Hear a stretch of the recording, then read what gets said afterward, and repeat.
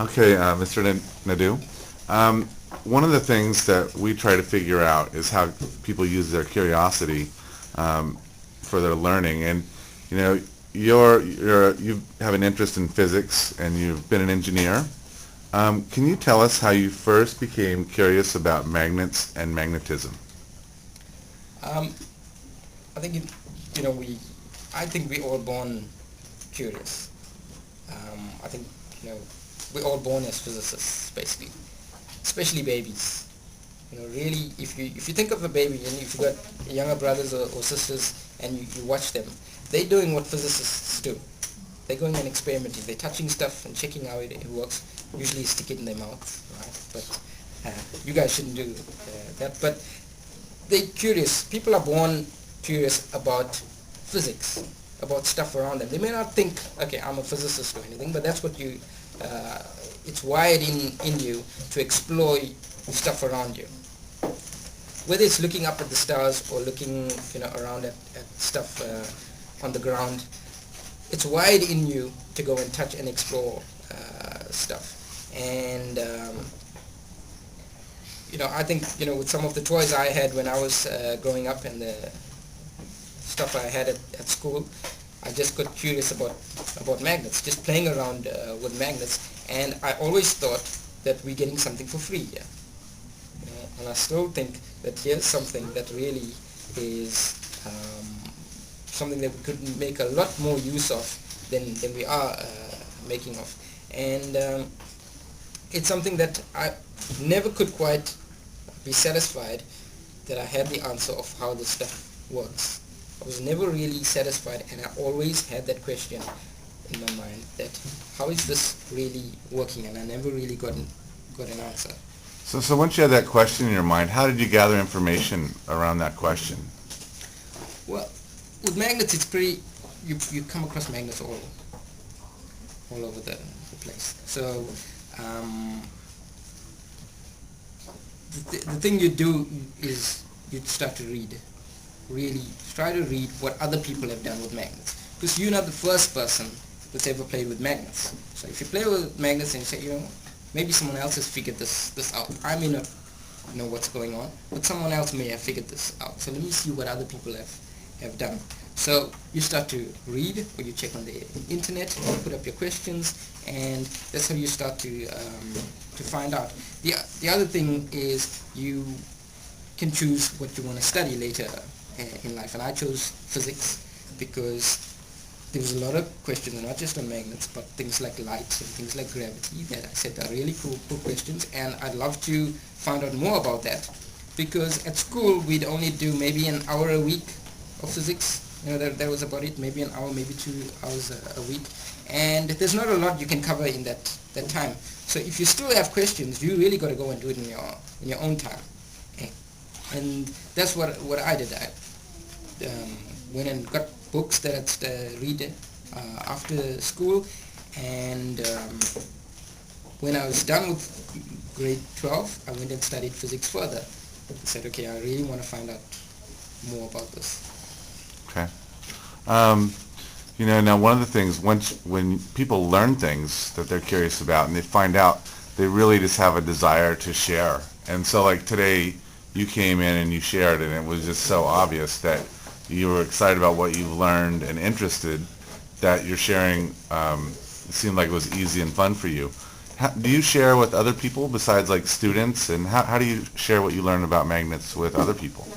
Yeah, it's one of the ways to figure out whether you understand something is by sharing it with someone else. Because if you can't explain it to someone else, it means you don't really know what's going on yourself. So that's very true when it comes to physics. And there's a lot of smart guys out there that believe that everything in physics, if we cannot explain it to everyone, if the normal guy in the street can't understand something, it means we don't understand it ourselves, and it means we've got to learn a bit more about it. So by speaking to you guys, and if you guys looked a bit confused and said, this stuff doesn't make much sense, then it means I didn't know what I was talking about. So I've got to go and learn a bit more about that. And that's really what physicists, should aim to do, is try to explain it to other people and get them interested. And the other benefit of that is you get other people's input. So if I explain something, I was explaining stuff to you guys, and you guys were having ideas and said, maybe it works like this, or maybe it works like that. And that's going to give me ideas, but it's also going to give you ideas. And if we share our ideas, that's a great way to start learning faster about the questions we have. Yeah, I've noticed that with kids in previous years, when they all start learning something, they start sharing without even knowing it, and then everyone gets interested in lots of things, and that's a great feeling. I guess I want to talk a little bit about how does it feel for you to be curious? What does it feel like to be a curious learner? To be curious, you really have to have some freedom. You have to have freedom to explore what you're curious about. And if you've got freedom, you'll be curious. If you're curious, you'll also want some freedom to explore what you're curious about. And it's very difficult when you're stuck in a job, or you're stuck trying to do something to try to explore your curiosity. You find the first thing that stops is you stop being curious. So, for example, if I told you guys, okay, you know what, this is your homework today. You're gonna do these magnets, and you're gonna do this stuff with the metal, and I want you to draw the picture that you see. You're gonna do that at homework. You're not gonna feel free to actually now say, I've got time to now really question what's going on in the stuff. You're just gonna want to get something done. And it's almost like I'm going to be teaching you. I'm going to be telling you what I want out of you. When you're curious and you're doing it in your own time, so no one's asked you to do this. You're doing it in your own time because you're just curious about it. And you pick up these magnets and you start playing with it. There's no direction. You don't have a specific direction you want to go in. Okay? You can go in any direction you want. If you think, okay, I want to try hanging this thing upside down. I want to put it in water and see, how does it work in water, or whatever you want to do. You can do whatever you want, and you need that freedom if you really want to, explore your curiosity. And Einstein, also mentioned that one of the best things that he thought that happened to him was that he failed some of his tests, and he never got to be a physicist. Okay, when he was pretty young, and he was very curious when he was young, but he messed up with some of his tests, and he never got into the physics school that he wanted to. So he couldn't study physics, okay, but he was still curious. And his friend's dad got him a job doing something totally different, and he had the most brilliant ideas, really more any human we've come across in the last 100 years, because he was free to explore his curiosity. It wasn't his job, and it wasn't something he was forced to do. It was his hobby, and he was free to explore that whichever direction he wanted. When you've got a teacher that's telling you this is how things work, and then it's very difficult for you to think in another way. And that's what happened with him. And once he came up with his discoveries, then everyone said, you're a great physicist, and they made him a professor, and he got into university, and they gave him lots of money to study, and he came up with nothing else for the next 30 years. And he said, when it was his hobby, that was the best time of his life. Okay, so these kids in this classroom, they have things that they have to do as part of school, and they, a lot of times they get lots of choices in school. How do you suggest that they keep their freedom and their curiosity alive when there's things that they have to do anyhow? Okay, the first thing I would do is I'd get a journal.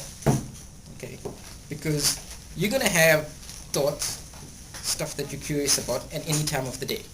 Okay, this is the age you're at, and you're lucky enough at this age that your head is stuff is just gonna pop into your head. Okay, you're gonna see stuff and you're gonna think it.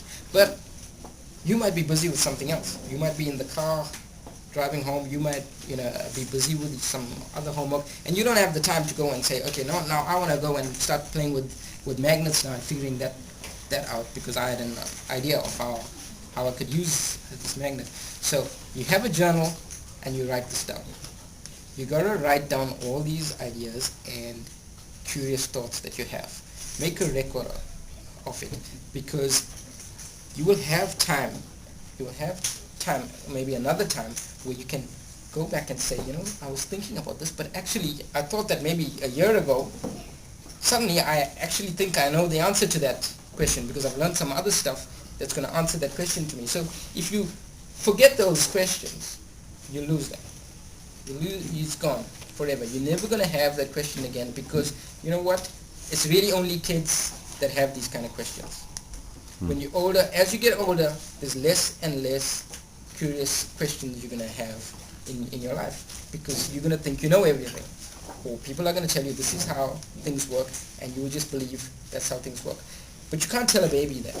You don't tell a baby, don't touch that or whatever. Baby is going to go and explore stuff because they're wired to do that. And you guys, I think up to you maybe 12 or 13 years old, because that's the age I see these guys were curious at. You're going to have these major, really cool questions that you have to write down in your journal. Right. Thank you very much. Okay.